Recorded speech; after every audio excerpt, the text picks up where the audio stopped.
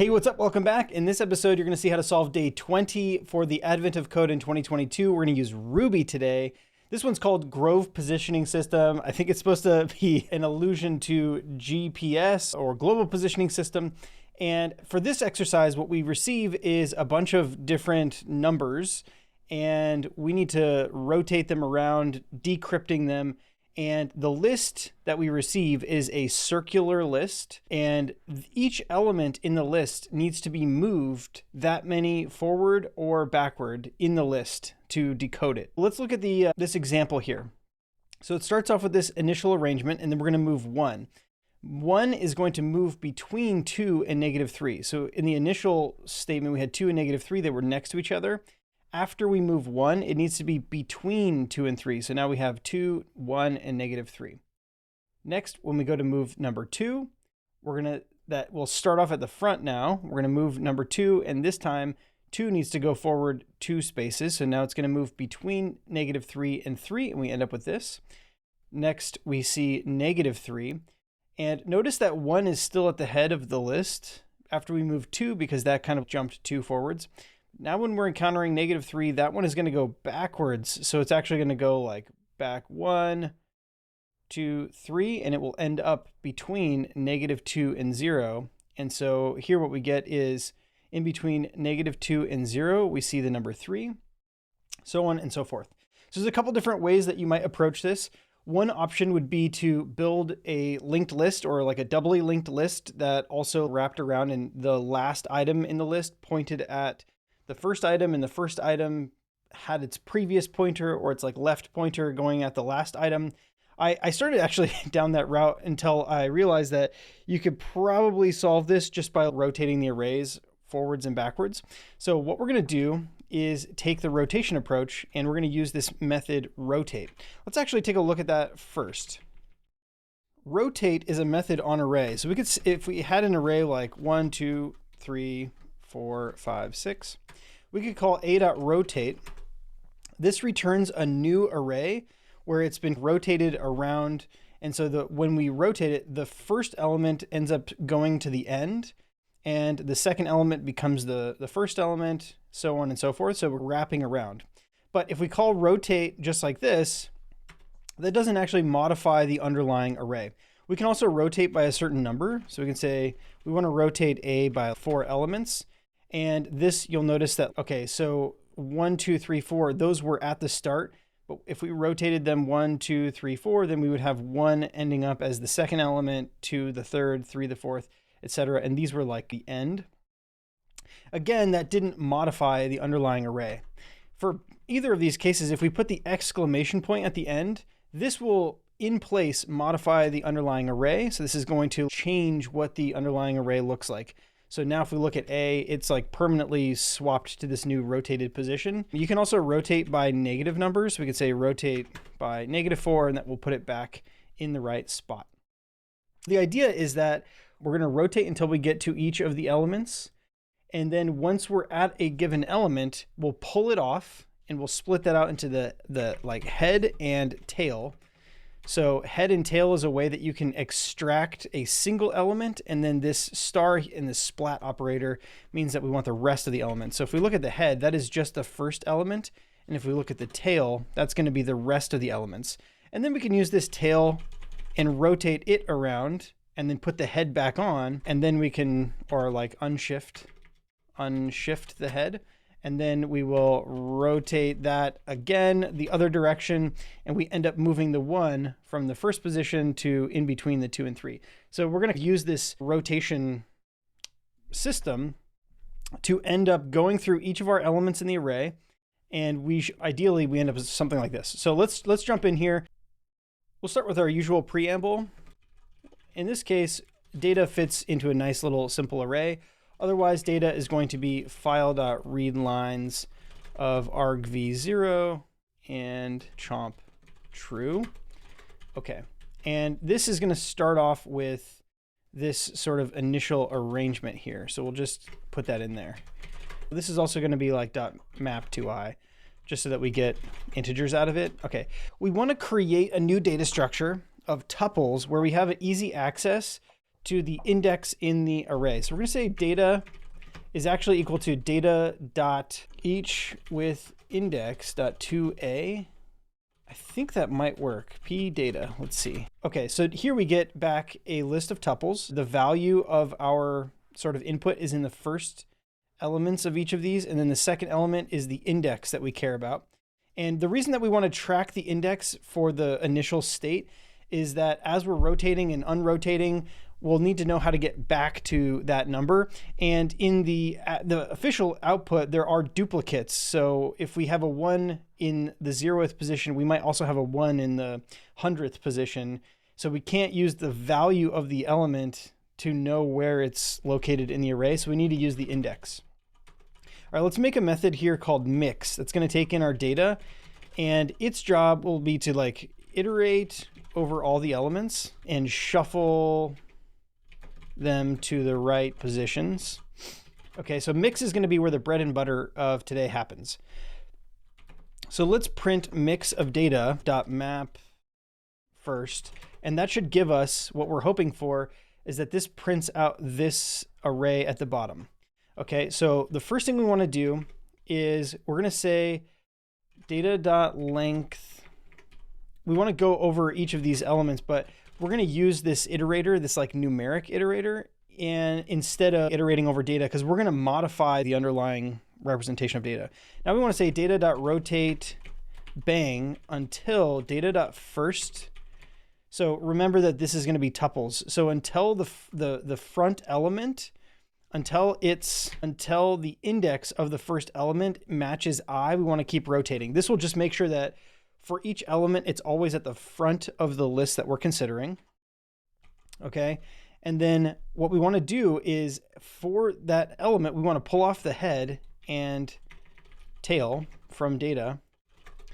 Now we want to reconstruct the head and tail, but we want to rotate the tail, and then we want to like unrotate everything or unwind everything. The amount that we're rotating by is equal to the value of the head. Data is going to be equal to we're going to put the head back in. We need to rotate the tail by the amount in the head, and then we need to unrotate the entire thing by the reverse of that. So we should get back, I think this should give us, or this should modify data in such a way that it will rotate and then unrotate. So if you haven't seen this used before, you can use the splat operator while you're constructing an array, and this will spread out all of the elements in this array as if they were individual elements. So it's like concatenating an array of just head with the tail rotated. So again, if we open up IRB, you could say that like A is 1, 2, 3, 4.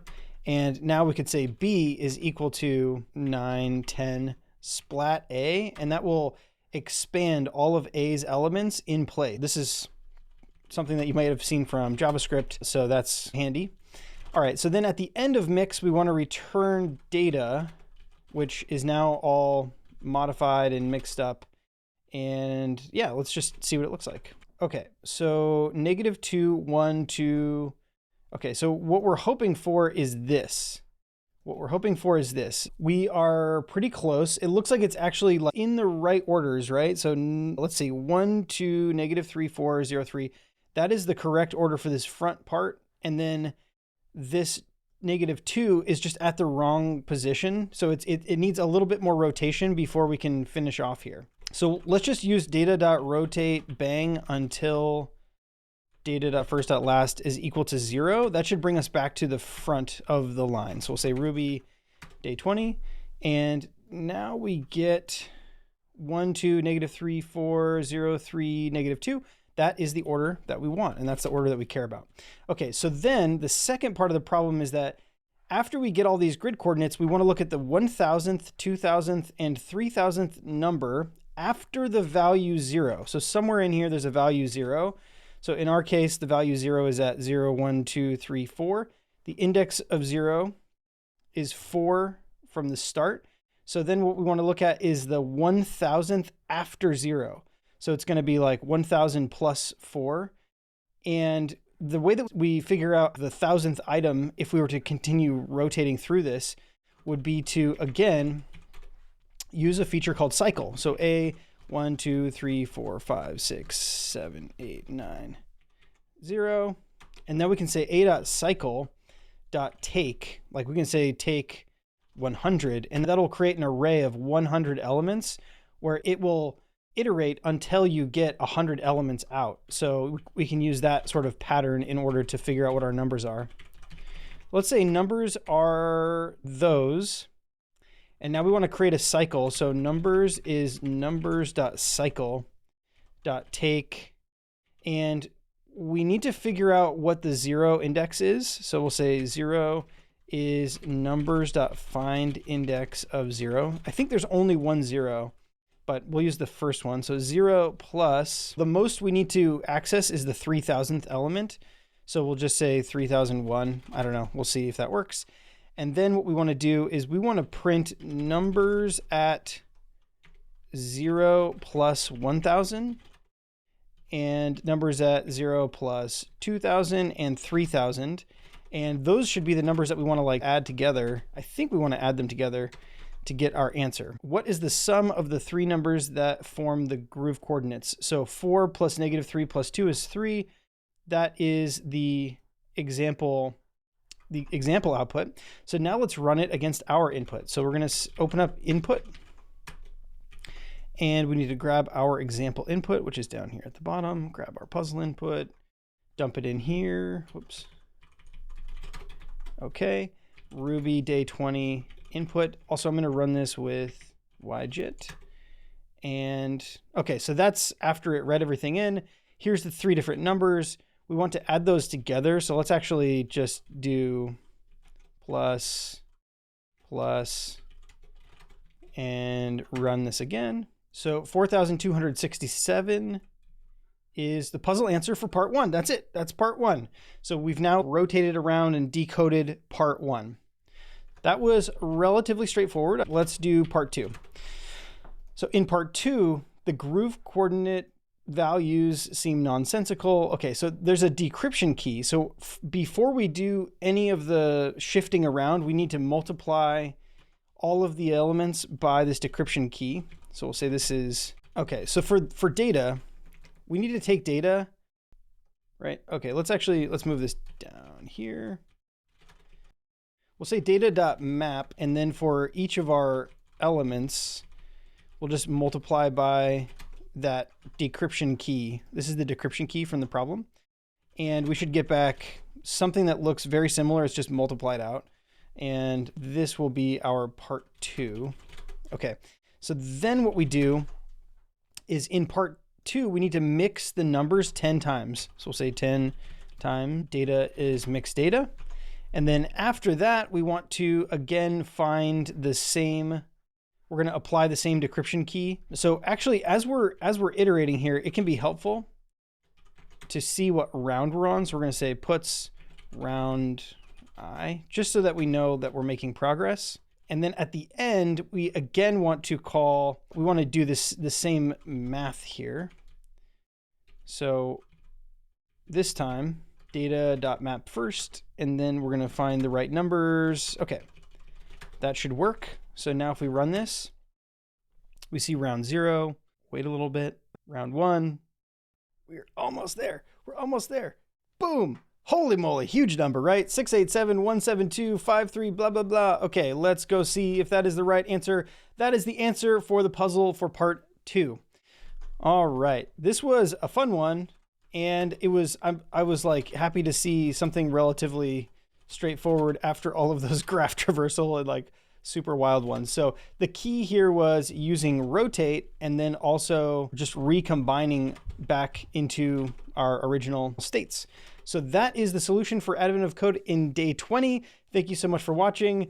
If you're enjoying this series, consider subscribing, and otherwise we'll see you next time.